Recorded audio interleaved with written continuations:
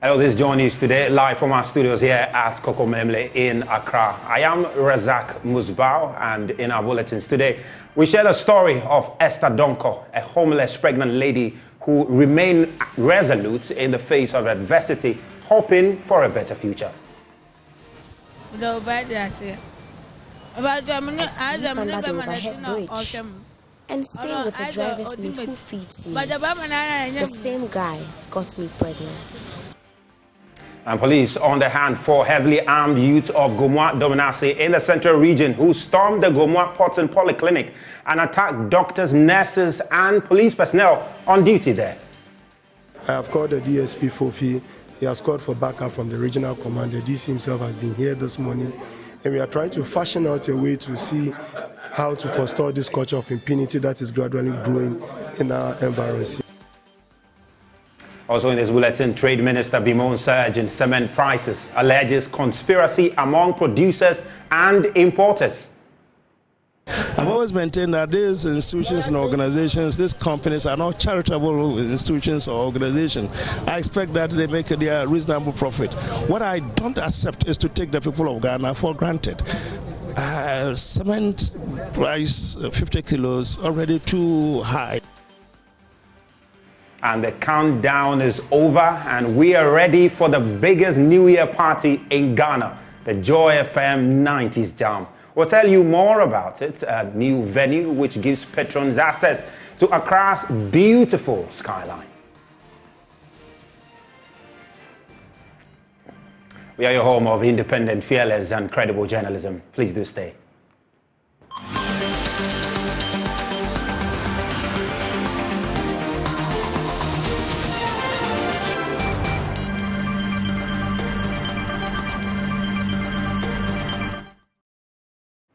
Now let's begin with the story of a 27-year-old Esther Donko who traveled from the Ashanti region to Accra seeking greener pastures.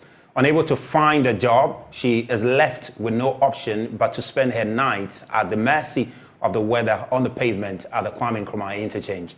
To survive, she is forced into a relationship with a driver's mate, resulting in an unplanned pregnancy.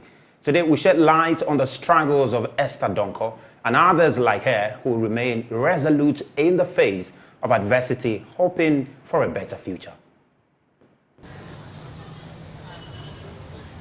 In the heart of the Kwame Nkrumah Circle interchange in Accra are many homeless people resting on the pavements. The elevated road on the pillars has created a perfect shade for the homeless to rest. Among those who rest here is 27-year-old Esther Donko. She is pregnant, but has never been to the hospital for prenatal care because she cannot afford it. Her dream is to get a free doctor's appointment to know how her fetus is faring. I need help so that I can go to the hospital. Esther relocated to Accra from Kumasi seeking greener pastures. She found out that the grass in a part of Accra was any greener. Her dream was to find a job as a chop bar assistant to count a living. I came to Accra to find a job, but I have not gotten any since I came. I came to work as a chop bar assistant. Her desperation to survive led her to rely on a driver's mate. The outcome is an unplanned pregnancy. I sleep under the overhead bridge and stay with a driver's mate who feeds me. The same guy got me pregnant. Esther says she's skilled in breeding and hopes to find a job that can help her make money to care for her unborn child.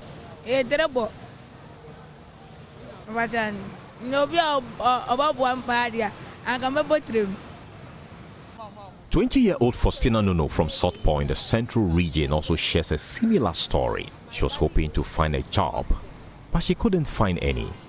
Her bedroom at night is on the cold pavement of the Kwame Nkrumah interchange.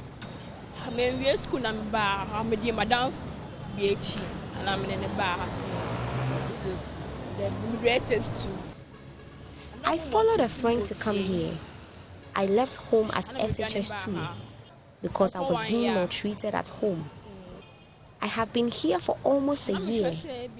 I thought I would get help when I come here, but life is not easy out here. She works as a head porter to scrape a living. Faustina says she regrets leaving home but cannot go back empty-handed.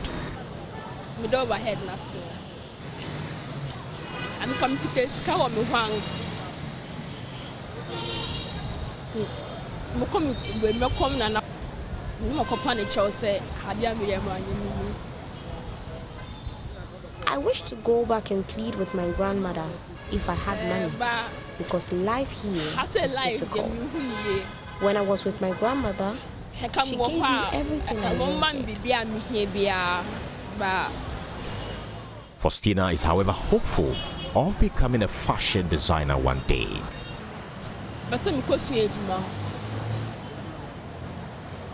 Fashion school. I want to go to a fashion school. I admire fashion when I watch movies, so I want to learn it.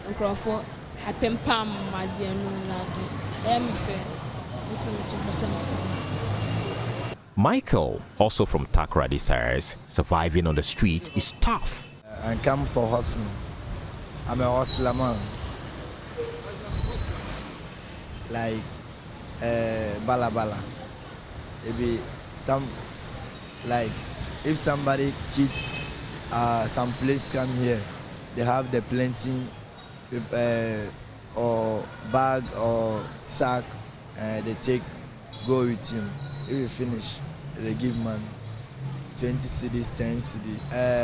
A day, sometimes a day 50 cedis. Sometimes you don't get some, or 1 cedi you don't get. But I don't feel comfortable. I won't go home. Because my mama was sick in home. But I won't go look there in home. If you sick, if I go look them, finish, I will come back. Esther and Faustina are counting on kind hearts to support them in fulfilling their dreams this year. Their stories echo the common struggles of the homeless. Any kind gesture might stitch their despair and give them hope for the new year. Prince Kwame Kuduga's report for JoyNews. Now, 3 nurses and 2 police officers assaulted, while the rest of hospital staff are left traumatized after residents of Guma Dominasi attacked Gomoa Potsin Polyclinic over the death of a 35-year-old man at the facility.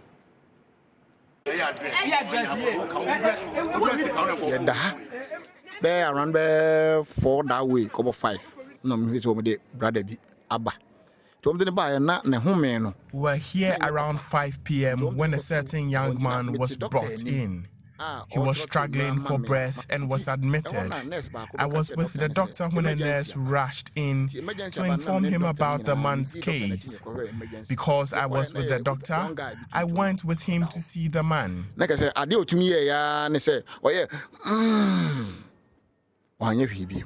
Oxygen is in his fat, and only 5 minutes, no gym. He died after about 5 minutes on oxygen. The doctor informed one of his relatives who did not utter a word on hearing the bad news. The following morning, many people gathered at the hospital premises. They vandalized some equipment and property and assaulted some nurses and policemen. They did that because they blamed the hospital for the death of the young man. They forcefully took the corpse away. The police want to buy now. If you no, if you know,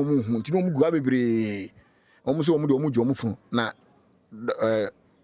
hospital Around 8:30 this morning, I had a distress call from my staff at work that gentlemen or some rowdy gentlemen from Potsin and Dominasi have taken their laws into their own hands and have come to assault staff of Gomoa Potsin Polyclinic under the Ghana Health Service.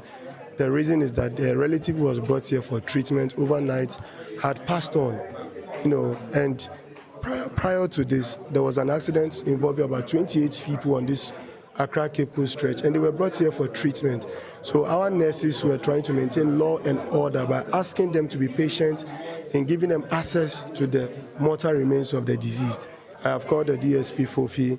He has called for backup from the regional commander. DC himself has been here this morning, and we are trying to fashion out a way to see how to forestall this culture of impunity that is gradually growing in our environs here. Away from that, Trade and Industry Minister Kobina Tahi Haymond has condemned the surge in cement prices at the beginning of the year, despite the government creating an enabling environment for businesses. The current price of cement on the market contradicts the government's recent assertion of recovery in the sector. Condemning the surge, KT Hammond describes the act as a conspiracy among producers and importers. He says his ministry will announce a series of action to deal with the situation. I spoke to my colleague Nana Boachi Yadom. Take a listen. The cabal of the cement producers and importers have again conspired and decided to increase the price of 50 kilos of cement by a considerable figure. Now, I don't think that is right. I do not accept that is right. The government has provided all the necessary ambience, all the regulatory framework, a proper environment for these companies to operate and do their business profitably. I've always maintained that these institutions and organizations, these companies are not charitable institutions or organizations. I expect that they make their reasonable profit. What I don't accept is to take the people of Ghana for granted. Cement price 50 kilos already too high under any circumstances. Now, I can't understand the basis for a decision to increase the price by, in some cases, as high as about 5 cedis or so for a 50 kilo bag of 50 kilo. I do not understand. What I find a little bit more atrocious is the fact that a few companies which recently were suspended from playing any role in the industry because they were they were producing substandard quality of cement, have also decided to increase their prices. I mean, they are increasing their prices for the substandard that they were producing, or they are now increasing their prices as a price that we have to pay for them to produce quality products in the country. I find it disgusting. Of course, we are not in the command economy where government, institution, government authority, government in power it's able to tell consumer producers what to charge for their product. But I think they should reciprocate government gesture for all that government is doing to ensure that there is the atmosphere is economically, it's economically viable, it's financially reasonable for them to operate, for them to make their reasonable profit. Reciprocate that gesture by being sensible with your pricing. You do not rip off the people of the country the way they do, because cement is it's a sine qua non. I mean, it's a product that everybody wants. All the infrastructural network in the country, we require cement. With this on your table, what are you intending to do as a ministry? Well, as I indicated to you, I mean, it's governments in the economies which are liberal and free like this are not able to command to dictate the selling price of any item. It's for the government to encourage producers, make sure that there is the proper economic atmosphere in the country. But they then have to be careful how they price their products to make sure that the people are not cheated. Now, a peace talks aimed at resolving the ongoing conflict between three tribes in the Nkwanta South municipality of the Oti region has hit a snag as one of the tribal chiefs failed to show up at a meeting between the security agencies and the traditional rulers of the area. dawn to dusk curfew has been imposed in the municipality due to insecurity resulting from inter-tribal conflict between the Adeli, Chala and Achode tribes over the celebration of a traditional yam festival, which has already claimed 13 lives and the destruction of properties.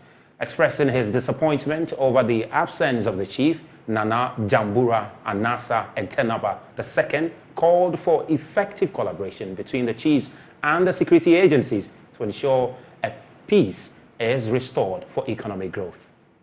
Meeting could not come on, and it's a worry to some of us, because some of us travel from Accra because of this meeting, simply because we need peace. Our children are not going to school. They are home. They are not going to school. And they are going to compete in the coming exams with other schools who are now in class learning. We see it as a sabotage because his family is not here. So he don't see it as a worry to him. So it's a worry to we, the Adeles. My advice to the general people of Nkwanta, that we need peace. We need peace. We should come together as we are formally, so that there will be peace for Nkwanta to come back to its normal this thing, because it is a sign of worry. Nkwanta is for us, and we must make sure we develop Nkwanta. We cannot go to Accra and say we are from Accra. Whatever be the case, we'll come back home. Whatever be the case, we'll come back home. So we should make sure there is peace at Nkwanta. Pouring blood, killing people, destroying properties will not help us. Now, just to say that 13 lives have been lost in that clash. Now, Nana Monfanche Amanfo of Diase also pleaded with other chiefs to collaborate with security agencies and find solutions to the conflict. I'm worried. Nkwanta has gained a very good name. A research even shows that the fastest town that develops, apart from Kasua, Nkwanta is the next town. Nkwanta has gotten its good name. But today, what I'm always seeing, but I believe there is hope. Nkwanta is going to take its good clothes to cover, and one day, all of us will say, "Oh, Nkwanta is that Nkwanta," and that is what we want. And before we can get there, that is why we are preaching about peace. So those who are trying to make stubborn about not getting the peace in Nkwanta, and they just want to destroy Nkwanta, for we also plead with them. They should get hard, so that at least Nkwanta is not for Adeles alone, it's not for Charles alone, it's not. Settlers are here. They are even enjoying the town more than we, the indigenous. So we are pleading. We are pleading that the other side of it, of the people, they should calm down for us to make sure.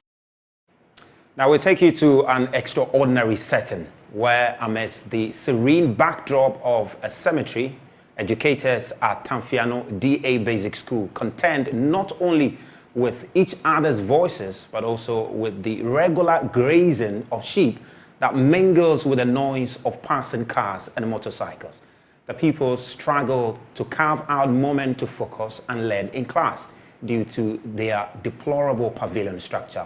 Through it all, Tanfiano DA Basic School remains a beacon of hope, a symbol of unwavering community spirit. Seram Abla D'Souza with this week's episode of Ghana Schools of Shame, sandwiched between a cemetery and a sheep pen.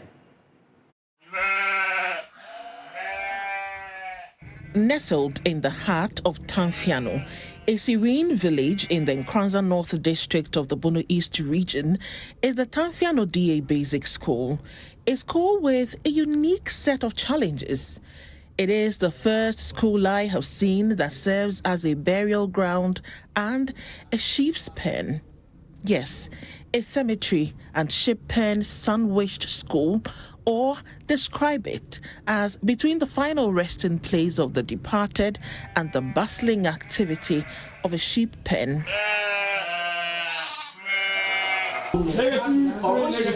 Teachers here are forced to compete with each other's voice as well as the rhythmic grazing of sheep, creating a sound that contests with the disharmony of honking cars and the persistent grinding of motorcycles passing by. Their pupils also struggle to focus in class due to the same factors serving as a constant distraction to the pursuit of knowledge within the school. Say your school muhai, and ade papa say ye betina masua de enti. Ye sua de kra na ye ho tete. We feel uncomfortable when learning. The bleating from goats, conversations from passers-by, and moving cars distract our lessons. We can barely hear our teachers when they teach. Class teacher nature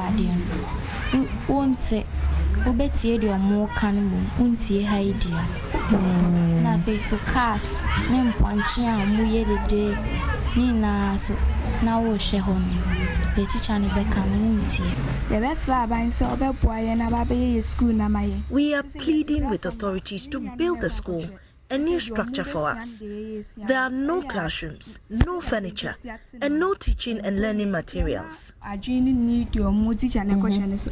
Said ye need chop grandpa at the battery, same conya, say an idea and conya free, fear by any no monkey to him say, Uben who be by no sooner conya, will be on your conya no at nafum. The best lab and so bad boy and Amayanya school, come at him. Say yes, ya dear crana, one, it's been number, a bin to me rare class of granade, ye pamomo. The animals sometimes enter our classrooms while we are learning, and we would have to stop and drive them away.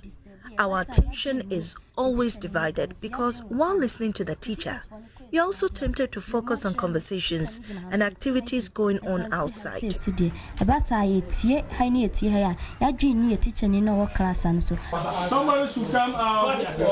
I decided to experience it for myself, so I pitched camp at the footing of the junior high school JHS 1 class, and I could hear everything. Here, the JHS 1 pupils are learning science.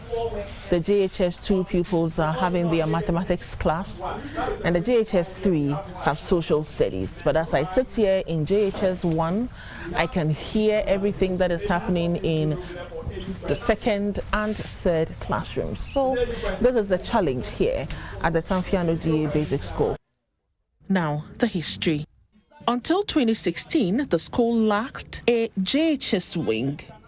Pupils aspiring to continue their education beyond the primary level had to embark on a journey spanning approximately 4 miles to Bodom or Kokuma. The construction of the JHS wing, achieved through communal labor, marked a milestone in the school's development. However, for 7 long years, the community has hung on to the hope that authorities would transform their makeshift pavilion into a complete classroom block, providing a conducive environment for teaching and learning. Unfortunately, this dream remains unfulfilled, and the school continues to grapple with the shortage of teachers, inadequate accommodation, and harsh conditions. Community nusu abono homodin na school down or is you to from a blue no structure the age now. The community has tried its best in building the school. The current classroom they are using was built by the community. Bungalow no so community no and aboa. So we will urge the government to help develop the school and also post more teachers to the community. Problem Emma Bribia teachers no shower hanese. You supposed to be bar, but be better accommodation na 18. The reason why teachers refuse to be posted here is because of the accommodation issues. The community bungalow is just 3 rooms, woefully inadequate for more than 3 teachers. Also, there are no rooms for rent. The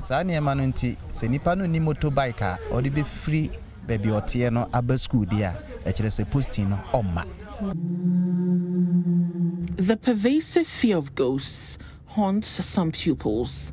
This fear, perhaps symbolic of the uncertainty surrounding the future of Tamfiano DA Basic School, adds another layer of complexity to the challenges faced by both educators and pupils. I'm saying I was school on unti ama esa na ye school na you show me say me who for parent me who kra na mabohu. We are scared due to the closeness of the cemetery. We always get drenched whenever it rains because of the leaking roofs. We need help. Who you who for? Halen. Monsieur. Who's rolling? Monsieur, I say, and Monsieur says some I be Pia Babachim. If you say every car where you school, where ya a school car, you say, Pia ba. Ye intimate, ye. At times, we be free fear, but now, Mount Faber, she, Jot, Nema, or you know, soon, over Baffin, I'll be for Chris Amayao and Mr. Pia are 2 of the 3 teachers who handle the junior high school. They did not shy away from sharing their frustration. One teacher teaching here, the voice you also hear at the same time. The children is also listening to what different person is teaching, so it becomes confusing. At times, even a teacher may create a jokes in one of the class, whilst some of them will be here laughing. Obviously, because of the nature of the structure. In this locality, we find it difficult because the teacher, you don't have much teachers over here. So a teacher can handle even more than 2 or 3 subjects in a school here. So 3 teachers are controlling the whole of what JHS. And in the community, you can also have burden, or you can have room to get or to hide and stay inside. We are managing on it because if you are teaching and animals are roaming around, you cannot stop what you're doing and chase them. So you'll be teaching while they also be roaming. In the midst of the tranquility of the cemetery, the pastoral symphony of sheep, and the chaos of passing vehicles, Tamfiano DA Basic School, according to the headmaster, stands as a testament to resilience.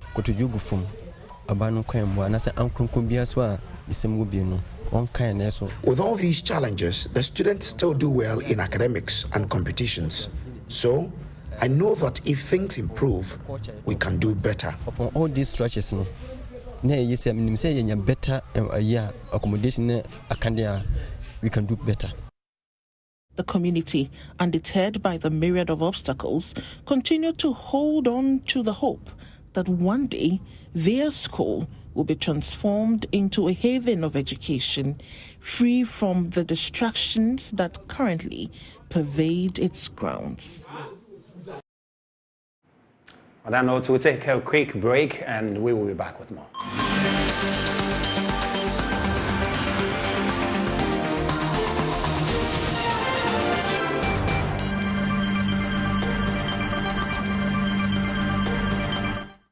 Hello, time to do some business news with me, Emma Davis. Reuters is reporting that Ghana's official creditors are scheduled to meet on Monday to discuss restructuring some $5.4 billion in loans to the country, a key step needed to secure the next tranche of funding from the International Monetary Fund. The bilateral lenders, including the governments of China, France, who co-chair the creditors committee, hold around a quarter of the country's $20 billion external debt earmarked for restructuring. Here's more. The meeting, according to Reuters, is again expected to focus on an agreement about a cut-off date, the date after which new loans from bilateral creditors will not be restructured.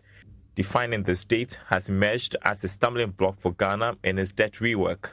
Some creditors are said to prefer December 31, 2022 as a cut-off date, with Ghana having defaulted earlier that month, according to sources. However, others pushed for March 24, 2020, because that was when the Group of 20 introduced its debt service suspension initiative to help the world's poorest countries cope with the fallout of the COVID crisis. Ghana did not participate in the initiative. Reuters said in preparation for the January 8 OCC meeting, the Paris Club of major creditor nations, which does not count China among its permanent members, will convene on Friday, according to two sources. One of the sources said the Paris Club this week shared a technical note with other bilateral creditors and multilateral lenders on Ghana, adding that the group of rich nations is proposing December 2022 as cut-off date. Ghana needs to come to an agreement on a debt restructuring with its official creditors to secure the IMF Executive Board's approval for the next $600 million payout from a $3 billion rescue loan. This is because the Washington-based lender needs financing assurances that debt relief is being provided by bilateral creditors in accordance with the IMF program. Ecobank Ghana PLC has appointed Abna Osei-Poku as a substantive managing director and regional executive for the Anglophone West Africa region of the Ecobank Group. This confirms an earlier Joy Business story. Her appointment took effect from January 1, 2024. She takes over from Joanna Mensah, who is the immediate past acting managing director, a position she assumed from August 15, 2023, following the retirement of the former managing director, Dan Saki. Mrs. Osei-Poku is an accomplished Pan-African business leader with over 25 years of experience in the financial services industry. Expertise spans corporate and investment banking, business banking, and risk management at the regional level. She is the immediate past MD of Absa Bank, Ghana.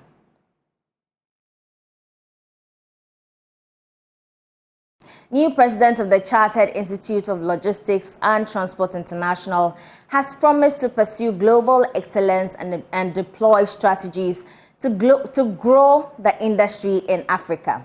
Chief Tete Owusu-Norte is the first ever African to be appointed president of the global professional body for logistics and transport since its establishment in 1919. He has been speaking to Joy Business.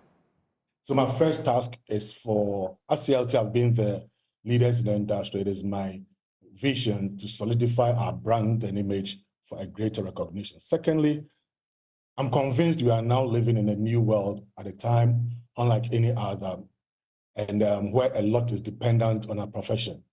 Therefore, tenacious pursuit of excellence in transport, logistics, and supply chain leadership across the globe is what I seek to achieve. Thirdly, I also have a shared conviction that it is time for Africa's growth and advancement. I will deploy a strategic partnership to support the growth of the African Continental Free Trade Area. That's the AFTA that we all know. Fourthly, every CLT professional practicing in Ghana and other continental Africa and globally must uphold standards and excellence under my presidency and beyond. Then I also want to champion the growth and development of the next generation of professionals, especially women who have made their career in the male-dominated area like logistics, transport, and supply chain. Finally, one of my strategies in achieving all these is through strategic partnership and collaboration. With my almost 30 years in travel across the world, I've had privilege to harness key relationships and enough experience to make my presidency one of a living legend as the first African to assume the role since 1919. That's all for business. I am Emma Davis. For more business news, do log on to myjoyonline.com. Up next is sports. Please stay.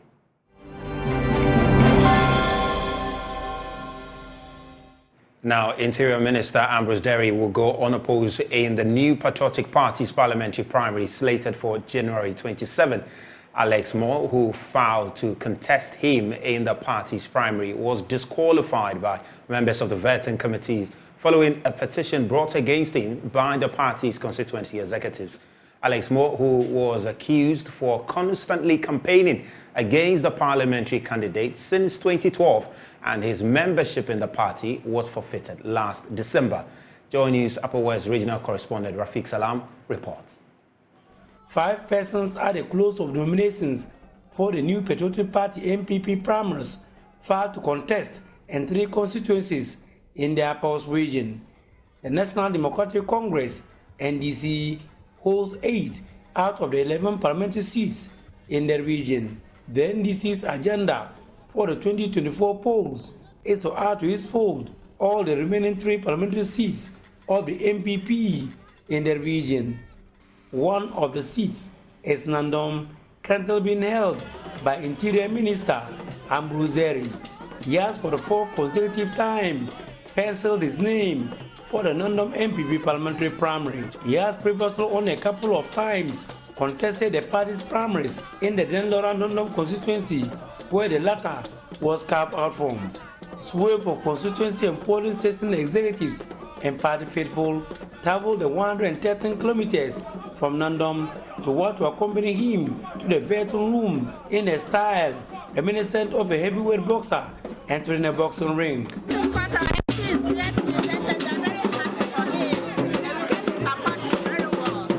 Beyond measure. So I think we need to support him to make sure that he's well retained. Half an hour later, Ambrose Derry was out and had this message for the people. I've gone through the vetting. They asked very important questions. I've answered them to the best of my ability, and I'm happy with the questions that the answers that I gave. It is the committee that will come out with its decision. I wouldn't take that, but for me, I am very satisfied with the vetting, and I look forward to the outcome of the vetting here, and I believe that after that, I would then know the direction I go with the party in Nandom. His supposed contender, Alois Mo, who was expelled from the party for anti-party behavior, accompanied by a little of over a dozen of his supporters, had the opportunity to meet the vetting committee but was later disqualified. Secretary of the vetting committee, Dr. Dauda Tanko, disclosed to the press why he was disqualified. Indicate, even the minutes that we presented to him, he did indicate that even in 2008, because the constituency executive indicated that 2012, 2016, and 2020, he had campaigned against the parliamentary candidate. And he himself said that they should even add 2008. And that was also captured in the minutes, so which he didn't deny here. So we didn't need to go any further to be confirming or to be asking for any other evidence. Alex Mo, however, disagreed with the vetting committee. I haven't suggested that I'll be using the courts, but clearly it's an option that is available to anybody who is dissatisfied. But for me, especially with my pedigree in the party, I know that you must exhaust all the channels internally. So you've shown your power, your might at war, just like you've done when the form picking came up. I will go to the appeals committee. For now, the Sisal East constituency will be the only constituency where primaries will be held. Incumbent Member of Parliament for the Sisal East constituency, Amir Chine Saku, is counting on his good works that he has done in the last 3 years, which will make him second time lucky to win the primary. There's a difference between theory and practicals. This election is theory against practicals. I'm a practical politician who knows the terrain. And on the 27th of January, you will see the difference between theory and practicals. Thank you. Standing in between him and that victory is a 45-year-old lecturer at the University of Ghana, Dr. Joshua Zato Jebintia. The problem of Sisal is to now need a doctor. So Sisal is will choose another doctor, another astute academic like me, Dr. Joshua Jebintia Zato. If the 2 doctors, and my position is number 2, think about it, it's prophetic. The gods of Tum and the gods of our land, the Tum we had have ordained it. Number 2, we have 2 doctors standing on the bedside of Sisal East in 2025. Sisal East will be healed. Development will come. Progress will come because the 2 doctors cannot fail Sisal East and Madagana. Incumbent Member of Parliament for Lambuse, Yelvilodon Baligi, has no such worries as he's going unopposed. To look at the internal road network, we haven't done badly. We have indeed connected the communities. What is outstanding is one major road that should be started, which has started. In fact, the contractor has been to site, he's on site, he started from Nandom heading towards Lambuse. I just made a passionate appeal to the panelists, and I know my expectations will even be exceeded. Reporting for JoyNews, Rafik Salam. Wow.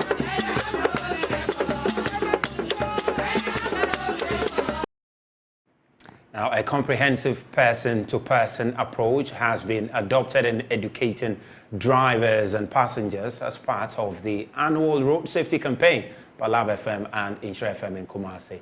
In the effort to reduce the spate of road accident, motorists at the Ejisu Progressive Transport Owners Association and King Jesus lorry stations were the latest targets in the road safety campaign. Here is a report by Clinton Yabua. The ongoing campaign assembled drivers at the Ejoso Protoa and King Jesus lorry stations for an educational session. This was in collaboration with the National Road Safety Commission, the Driver and Vehicle Licensing Authority, and the Ejoso Transport Department. Kingsley Odame Amwako, an ambassador of the Road Safety Campaign, said the new approach of person-to-person has heightened the impact of the campaign. We're doing it on radio. We're just inviting some of the road stickers who know about the in and out of transportation. But right now we are the lorry park or the lorry terminus or the station to have a one-on-one engagement with the drivers so that we know their problems and how the stakeholders, that's the DVA, National Road Safety Authority, and the municipal that we are around so that their problem can be solved. Assistant Planning Manager at the Road Safety Commission, Samuel Jima, said the Commission will continue its stop speeding program to keep road users on the alert. During the first month of the year, because a lot of people slow down in the Julitide, people of the belief that during the first year, all the witches and wizards are going to sleep and that there can be no accidents. So over the years, in January, you see that there will be slight rise in the number of crashes that happens on our road. But this year, what we intend doing is that we intend to carry on the stop speeding program we started during the end of the year last year through to this year, so that we tell drivers to slow down. Well, we'll bring you sports now with Tano.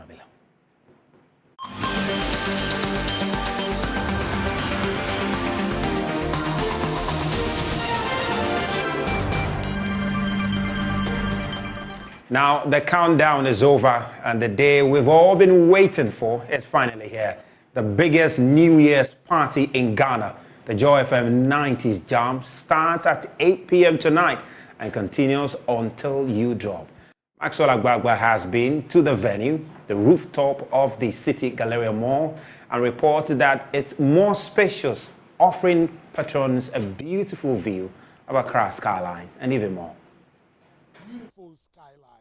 And this is the view you get when standing here at the rooftop of the City Galleria Mall. A lot of landmarks, to see. Just in a short some minutes ago, you saw the Villaggio building. When you're here, you can see the entire skyline, actually the beautiful skyline, of the capital, Accra. It's very breezy here. And so you can imagine what it's going to be like when you have some 90s music, playing in the background, and you have DJ Black, and you have Andy Dusty, you have Nia Itego and the rest of the crew, on the stage playing you all the best 90s, music that you could ever, think of. It is a very big space, very, very big. I'm told that it can accommodate about 1,000 people. So yes, you don't have to worry about getting access to this place. The car park is also very, very spacious to accommodate all your vehicles, all your cars here. What you can see right now is a team from the Multimedia Group Limited, our colleagues getting ready. The stage is not really yet set, but you can see that is the stage, and then they get in the lights and everything in place. I have with me here Kelvin Phillips Bands. He is the manager for City Galleria. He's going to tell us more about the rooftop, about this place. This is more or less like the biggest rooftop I've seen here in the capital, Accra. Definitely. You can see for yourself. I mean, take a look at the view. Yeah. We have the signature right behind us. Actually, we are located right behind Accra Mall. Yeah. Yes. So when you are coming from, for instance, La Paz towards the mall, just get to the roundabout, and then when you are turning right in front of the mall, don't get to the motorway.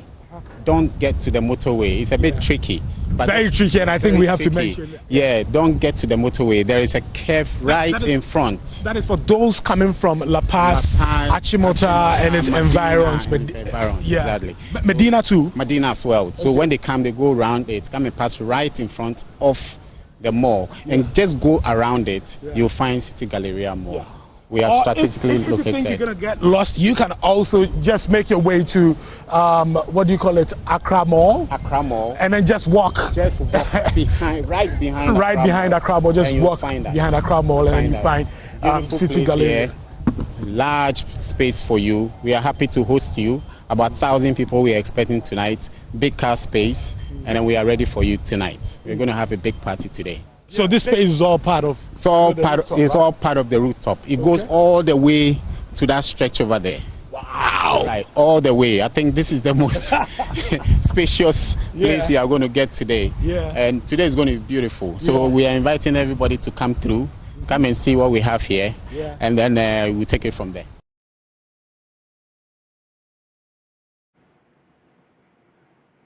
Well, that's all we have for you on News Today with me, Razak Musbao. Just make a day to be at the biggest 90s jam in the capital later this evening. Have a lovely evening, lovely day, and there's more stories on myjoyonline.com.